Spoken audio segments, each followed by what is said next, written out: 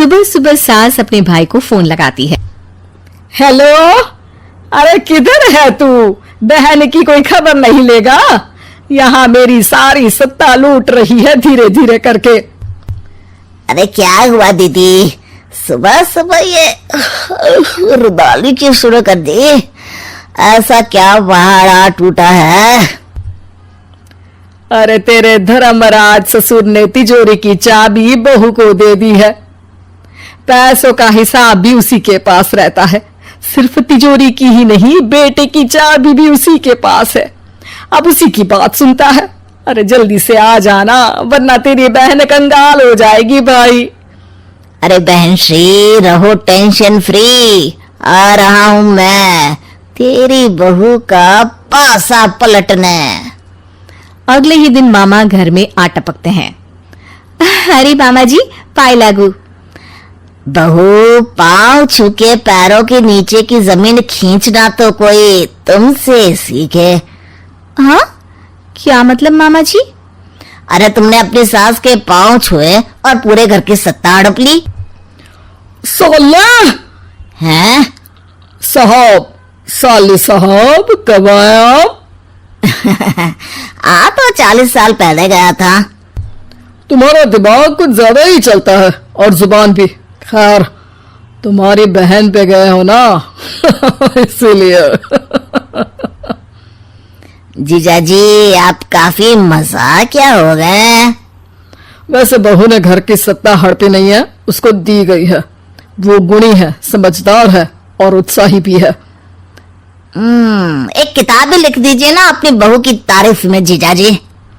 तभी सास वहां आ जाती है। अरे भाई, मेरे भाई आ गया तू। आजा आजा आजा, तेरे लिए पकवान बनाए हैं मैंने। हाँ हाँ साले साहब, खाइए। आपके घर में तो मिलते नहीं होंगे पकवान। क्या मतलब? मतलब आपके घर में आपकी बहन थोड़ी ना रहती है, उनके हाथ के पकवान थोड़ी ना मिलते होंगे, यही कह रहे थे ना ससुर जी? हाँ बहू, यही कह रहा था मैं। सास अपने भाई को अंदर ले जाती है और कहती है, ये हलवा खा के कुछ जलवा दिखा दे भाई। लूडो? अरे हाँ हाँ, लूडो भी खेल लेना। पहले बहू के हाथ से सत्ता लेने की कोई तरकीब ढूंढो। लूडो खेलेंगे, जो जीतेगा सत्ता उसकी। अरे पर मुझे तो खेलना ही नहीं आता। तू बस चाल चलना, पासे तो मैं फेंकूंगा और मेरे हाथ से फेंका गया पासा मेरी मर्जी के खिलाफ नहीं आता।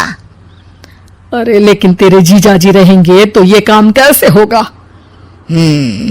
हर रविवार जीजाजी शाम को अपने दोस्तों के साथ बैठने जाते हैं। वहाँ उनकी महफिल जमेगी और यहाँ बहू की महफिल उजड़ जाएगी। अरे एक नंबर का कमीना है तू। जैसी दुनिया वैसे हम बहना। रविवार की रात सास, बहू, बेटा और सास का भाई एक साथ बैठे हुए होते हैं। अरे थोड़ा मनोरंजन हो जाए तो मजा आ जाए। हाँ हाँ, लूडो खेलते हैं। अरे वाह, बहुत अच्छा आइडिया है। हाँ हाँ, हम 4 लोग हैं, आराम से खेल सकते हैं। लूडो एक ऐसा खेल है जो खेलने से ज्यादा देखने में मजा आता है। तो भांजे तुम और हम बस देखेंगे। यानी सास और बहू में होगा मुकाबला। आ जाओ, देखते हैं किसमें कितना है दम। खेल होता है शुरू। पहली बाजी बहू जीत जाती है।